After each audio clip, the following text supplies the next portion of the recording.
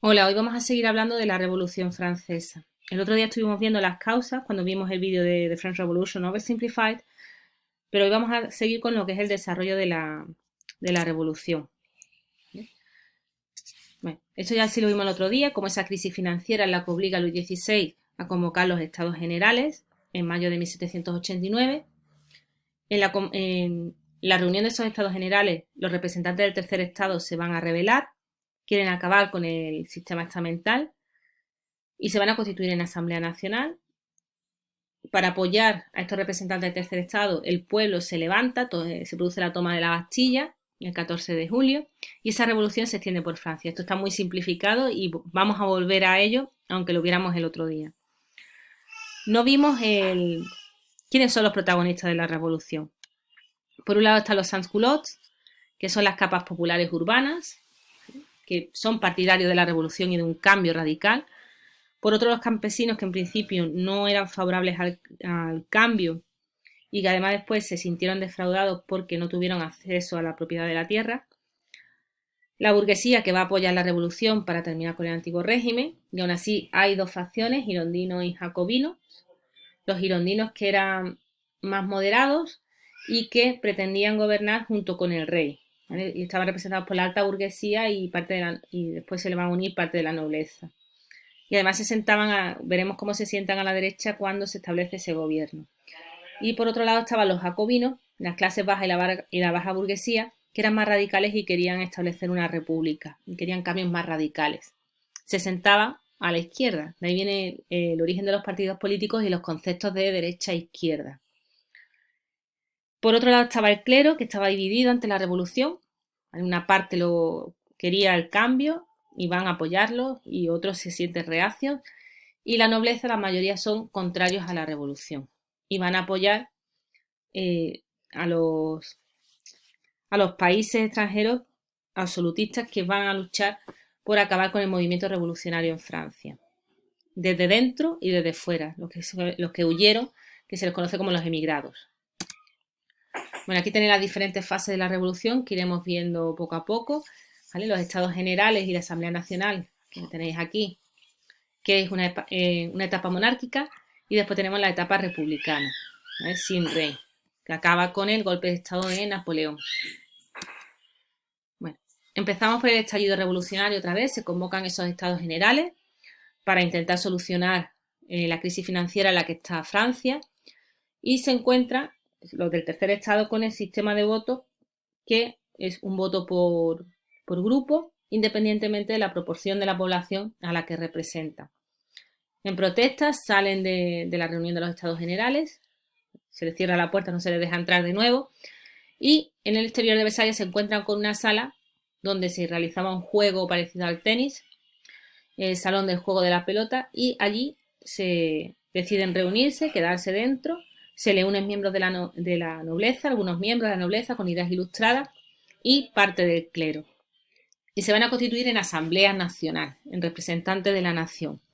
Y allí harán el juramento del juego de la pelota, la promesa de que no van a salir de allí hasta que no tengan una constitución para Francia. El rey amenaza con disolver esa asamblea, empieza a movilizar el ejército, y cuando el pueblo conoce la situación, se dirigen hacia el hospital de los inválidos a por las armas, como vimos, y después hacia la Bastilla por la munición, el 14 de julio de 1789. Ya os dije también que la Bastilla era una prisión real, con lo cual era un símbolo también del absolutismo que intentan derribar, aunque en ese momento no había apenas presos políticos en ese lugar. La revolución se extiende al campo, se produce lo que se conoce el Gran Miedo, y no es más que esos ataques a los castillos y los palacios que estaban en el campo por parte de los campesinos, ¿vale? Que queman algunas dependencias, los documentos que encuentran, también atacan a la nobleza, ¿vale? Y en París la burguesía se va a apoderar del ayuntamiento, la comuna de París, y va a crear una milicia de voluntarios, ¿vale? No son soldados, simplemente son voluntarios que van a luchar por defender sus ideales. Y se le va a conocer como la Guardia Nacional. Ante esta situación y la presión que supone el Gran Miedo, la Guardia Nacional, el pueblo revuelto, el rey va a acceder a establecer una monarquía constitucional, a aceptar lo que establezca la Asamblea Nacional. La Asamblea Nacional, cuando decide hacer una constitución, se constituye en Asamblea Constituyente. Cuando ya el rey accede, se aprueba, se establece esa monarquía constitucional y la Asamblea toma una serie de medidas en esos 2 años, entre 1789 y 1791. Abolir los derechos y privilegios feudales, ya todos los ciudadanos son iguales ante la ley y los impuestos, y la Declaración de los Derechos del Hombre y del Ciudadano, en agosto de 1789, muy parecida a la Declaración de Derechos del Hombre de las 13 colonias de los Estados Unidos, ¿vale? En la que se declara la igualdad y la libertad de los individuos, ideas que ya vimos en Rousseau, el derecho a la propiedad privada, acordaros de Locke en su Life, Liberty and Property, la vida, libertad y propiedad, aquí lo tenéis recogido, la soberanía nacional, el poder reside en la nación, que elija a sus representantes, lo que significa, y la libertad de opinión, entre otras, ¿vale? La libertad de opinión de Voltaire, ¿vale? Ideas recogidas de Voltaire. Entonces las ideas de los ilustrados que vimos están recogidas aquí, al igual que estaban en la Constitución, la Declaración de Independencia y la Declaración de Derechos de los Estados Unidos. ¿Vale? Bueno. También toman una serie de reformas económicas que están inspiradas en la fisiocracia y el liberalismo. La fisiocracia es esa teoría económica que defendía que la riqueza de un país está en la tierra, y el liberalismo lo que defiende es que el mercado se rige por él mismo, por sus propias reglas, por la ley de la oferta y la demanda, y que el gobierno no debe intervenir. Veremos el liberalismo con más detenimiento cuando veamos la revolución industrial. Entonces suprimen algunos impuestos, establecen la libertad de comercio en todo el reino, eliminando aranceles entre los diferentes condados, ducados en los que se dividía el reino. Desaparecen los gremios, se desamortizan bienes de la iglesia para subastarlos y así acabar con esa crisis financiera, pero aún así el Estado accede a financiar el culto para compensar un poco esa desamortización y no tener en contra al clero. Y se aprueba la Constitución de 1791, que establece la soberanía nacional, que hemos mencionado, pero establece el sufragio censitario. Les van a ser los girondinos más moderados, que representados por la alta burguesía y parte de la nobleza, los que estén en el gobierno. Entonces sus ideas están ahí reflejadas. Y se va a establecer la división de poderes según las ideas de Montesquieu. Aquí tenéis esa división de poderes, como queda. Por un lado está el poder legislativo, aquí lo tenéis, que está constituido por la Asamblea Legislativa, que es elegida por 50.000 electores, y esos electores, tú puedes ser elector si pagas un impuesto equivalente a 10 jornadas de trabajo. No significa que ganes 10 jornadas de trabajo, sino que lo que pagas es como 10 jornadas de trabajo. O sea que tienes que ganar mucho más. Y esos 50.000 electores han sido elegidos por los ciudadanos activos, ¿vale? Que tienen que pagar un impuesto equivalente a 3 jornadas de trabajo. No tenéis que conocer eso de la jornada de trabajo. Simplemente que veáis que hay que tener un nivel de riqueza para poder elegir. Primero elegir a los que eligen y que esos elijan a su vez a la Asamblea Legislativa por 2 años. Ciudadanos pasivos, pues todos los que no paguen esos impuestos equivalentes a esas 3 jornadas de trabajo, las mujeres y los niños. Fijaros que son 4,3 millones los que votan, cuando Francia tiene 28 millones de franceses. El poder ejecutivo lo tiene el rey junto con sus ministros, ¿vale? El rey puede rechazar las leyes, derecho a veto se llama eso. De hecho, lo ejerció en varias ocasiones. Se cree que por influencia de María Antonieta, por lo que se le conoce como Madame Veto.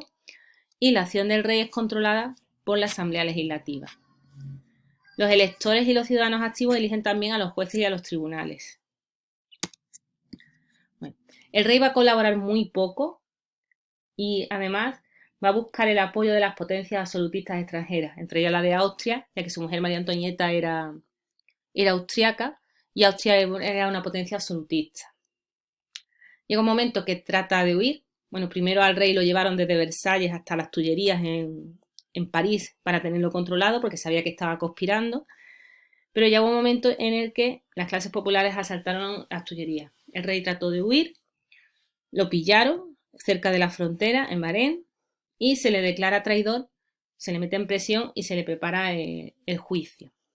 Además, se declara la guerra a esas potencias extranjeras que estaban apoyando a al rey.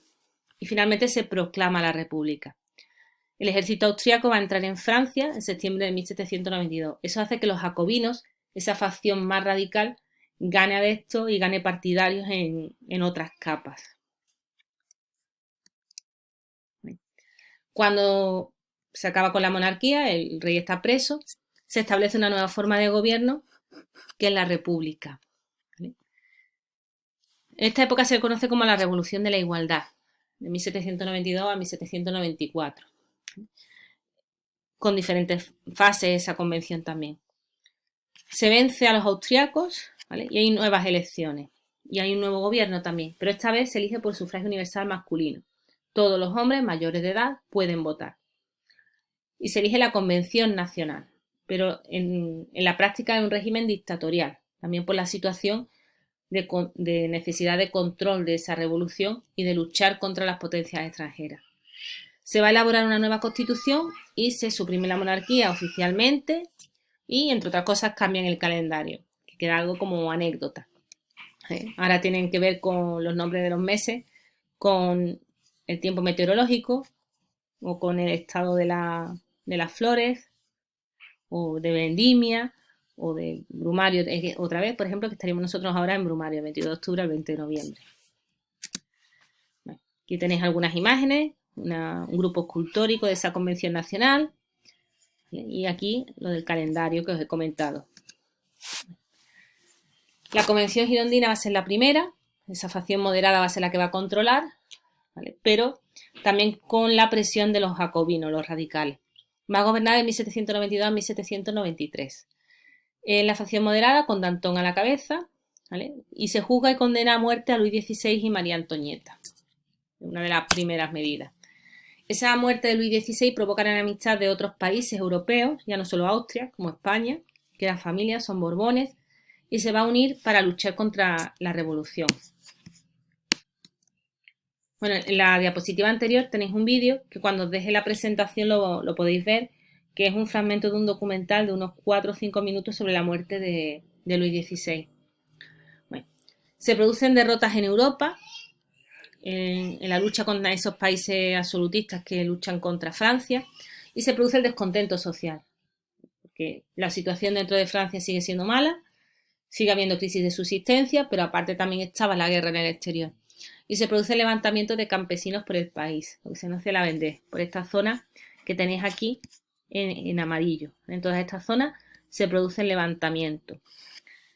Se acaba ejecutando al gobierno girondino, los jacobinos toman el poder y se establece la Convención Jacobina, de 1793 a 1794.